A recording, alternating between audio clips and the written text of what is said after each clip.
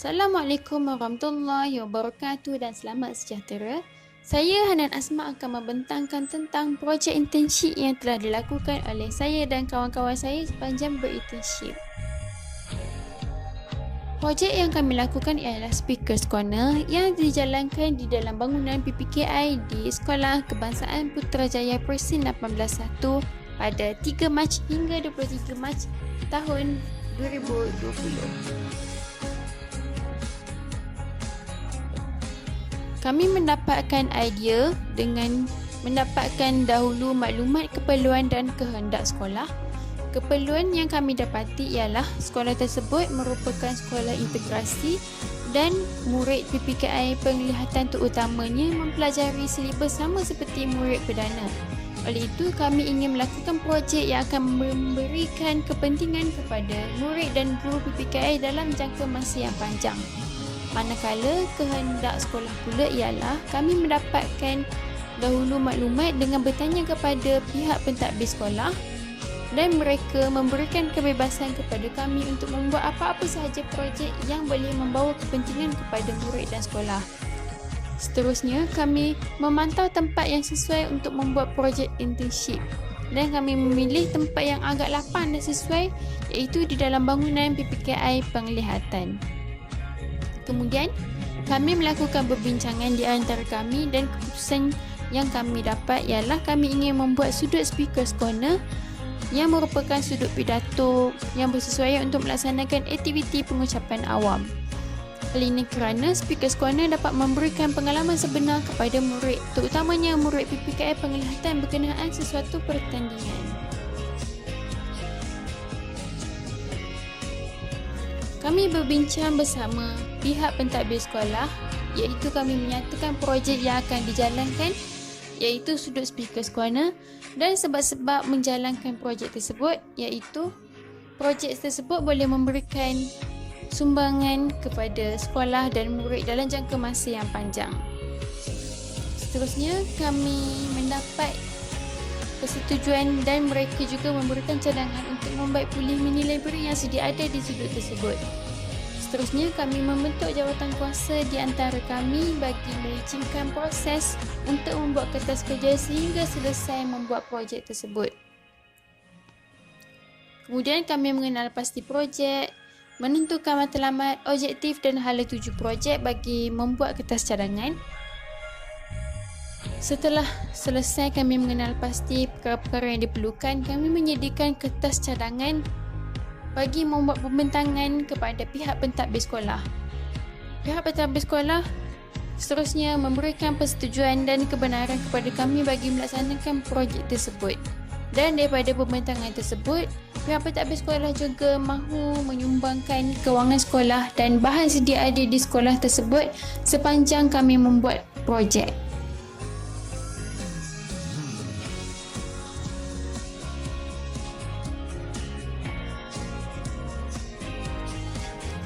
Perkara pertama yang kami lakukan bagi pelaksanaan projek ialah kami mendapatkan dahulu peralatan dan bahan yang diperlukan. Kami bersama-sama rakan internship telah membeli peralatan dan bahan yang diperlukan pada hujung minggu.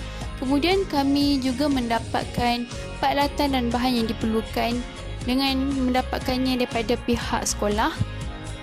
Kami menggunakan bahan-bahan yang telah sedia ada bagi mencetak kod braille abjad dan nombor, laminate kertas tersebut dan sebagainya. Seterusnya, kami mengemas dan membersihkan kawasan sebelum membuat projek dengan mengalihkan perabot dan barang-barang yang sedia ada, menyapu dinding dan lantai untuk menampal wallpaper dan mengecat dinding, menghamparkan surat khabar pada lantai bagi mengelakkan lantai daripada kotor dan seterusnya menyediakan peralatan dan bahan yang diperlukan untuk membuat projek tersebut. Sewaktu projek dijalankan, kami memasang kertas dinding. Bagi memasang kertas tersebut, kami terlebih dahulu mengukur kertas dinding sebelum mula memotongnya, kemudian menyapu gam khas, menampal kertas dinding dan mengelap dengan menggunakan kain basah sebagai pengemasan. Seterusnya, kami menyediakan peralatan dan bahan untuk mengecat. Kami terlebih dahulu menampal pita pelekat bagi mengelakkan dinding daripada comot dan pada masa yang sama rakan-rakan Saya telah mengacau cat sebelum menuangkannya pada papan. Kami juga bekerjasama mengecat sehingga selesai. Setelah selesai, kami mengemas dan membersihkan kawasan tersebut.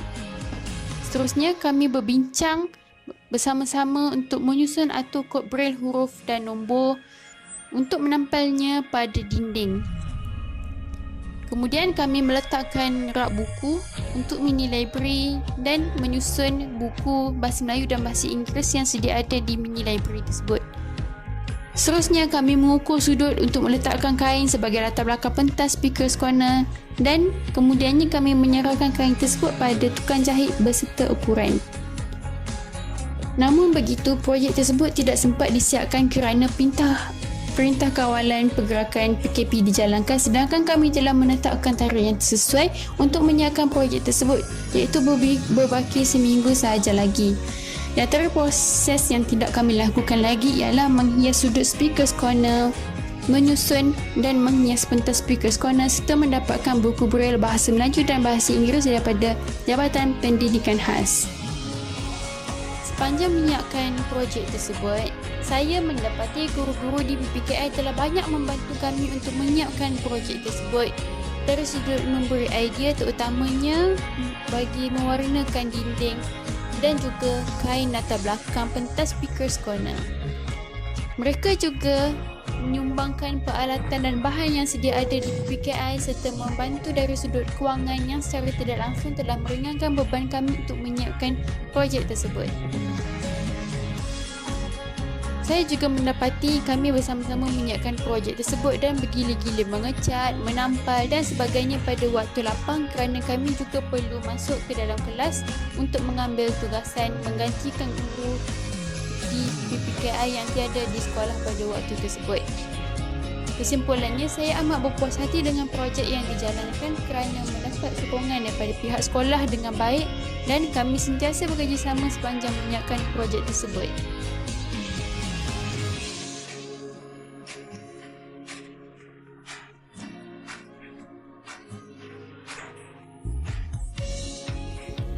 Terlebih dahulu, saya ingin menerangkan tujuan Speakers Corner diwujudkan, iaitu membolehkan murid PPKI mempunyai ruangan khas bagi menjalankan aktiviti-aktiviti persembahan seperti syarahan, pengucapan awam, pidato atau pertandingan nyanyian. Dengan adanya Speakers Corner ini dapat memberikan pengalaman sebenar kepada murid, terutamanya murid PPKI penglihatan berkenaan sesuatu pertandingan. Tujuan Speakers Corners juga bagi menyokong hasrat kerajaan dalam mewujudkan pendidikan yang holistik dan pendidikan untuk semua murid tanpa mengira kelainan keupayaan murid yang dimiliki. Dengan ini, murid PPKI penglihatan turut berpeluang merasai pengalaman melibatkan diri dalam aktiviti pengucapan awam di sekolah. Falsafah pendidikan kebangsaan menurut Kementerian Pendidikan Malaysia ialah pendidikan di Malaysia adalah satu usaha berterusan ke arah memperkembangkan lagi potensi individu secara menyeluruh dan bersepadu untuk mewujudkan insan yang seimbang dan harmonis dari segi intelek, rohani, emosi dan jasmani ataupun kita sebut jeris berdasarkan kepercayaan dan kepatuhan kepada Tuhan.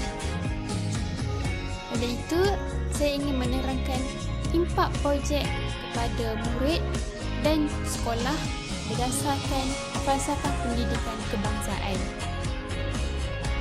Impak kepada murid ialah guru boleh memberikan proses pembelajaran berpusatkan murid yang berpaksikan elemen komunikasi, kolaboratif, pemikiran kreatif serta aspirasi nilai murni dan etika.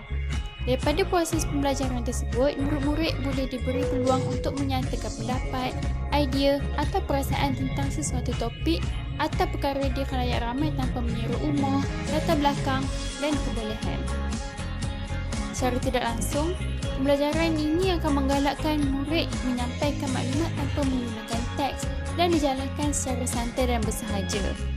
Ia melatih pengucap dan meyakinkan murid lain melalui cara pembawaan pidato dari aspek isi tajuk, penampilan, gaya dan kesantunan bahasa. Isu-isu yang dikupas oleh murid pula mampu melahirkan murid-murid yang bakal menjadi pemimpin yang berani dan berfikiran tajam serta mempunyai kemahiran berhujah secara efektif. Selain itu, guru juga boleh melaksanakan pengajaran dalam bentuk penerapan pengucapan awam. Dari sini, guru boleh memberikan dorongan kepada murid untuk meneroka kandungan pembelajaran sesuatu topik pembelajaran di samping mengukuhkan penguasaan penggunaan bahasa dalam kalangan murid PPKI penglihatan. Hal ini bersesuaian dengan dasar memartabatkan bahasa Melayu, memperkasakan bahasa Inggeris. Manakala impak kepada sekolah pula menurut FPK ialah sekolah boleh menganjurkan aktiviti pengucapan awam secara aktif sama ada semasa aktiviti kokurikulum atau program-program khas berdasarkan perancangan dan kesesuaian pihak sekolah. Secara tidak langsung, ianya akan memberikan salah satu kemahiran yang perlu digilat dalam kalangan murid sekolah termasuklah murid pendidikan khas iaitu kemahiran berucap di hadapan orang ramai. Dan secara tidak langsung, prestasi sekolah juga akan meningkat kerana murid-murid ini telah berjaya menguasai penggunaan bahasa dengan baik.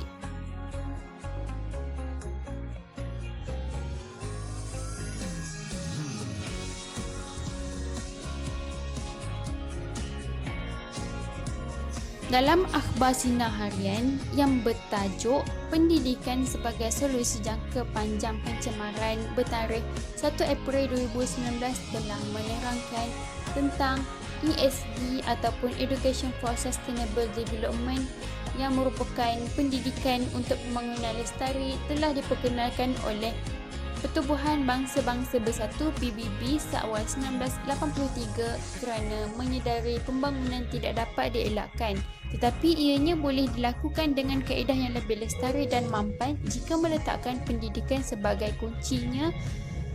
ESD adalah kaedah pembelajaran secara interdisiplin yang meliputi aspek sosial, ekonomi dan alam sekitar dalam kurikulum formal dan tidak formal. KPM iaitu Kementerian Pendidikan Malaysia telah memperkenalkan pendidikan alam sekitar sejak tahun 1985 sebagai salah satu elemen merentas kurikulum.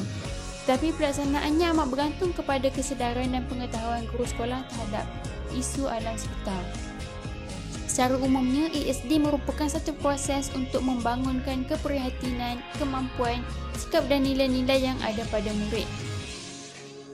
Kesan projek ini kepada murid dari segi ESD ialah murid boleh diberi penerapan kemahiran generik hijau melalui aktiviti berbentuk pengucapan awam. Generik hijau merupakan kesedaran terhadap alam sekitar, sikap dan kesanggupan untuk belajar tentang kelestarian, isu dan cabaran dalam pembangunan kelestarian.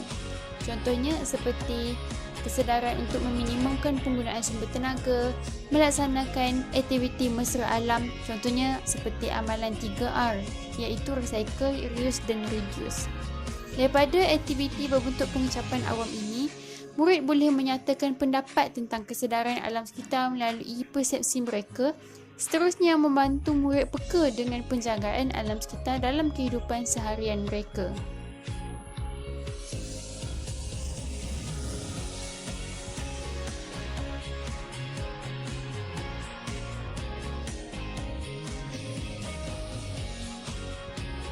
Terima kasih daripada saya dan juga terima kasih kepada rakan-rakan internship saya.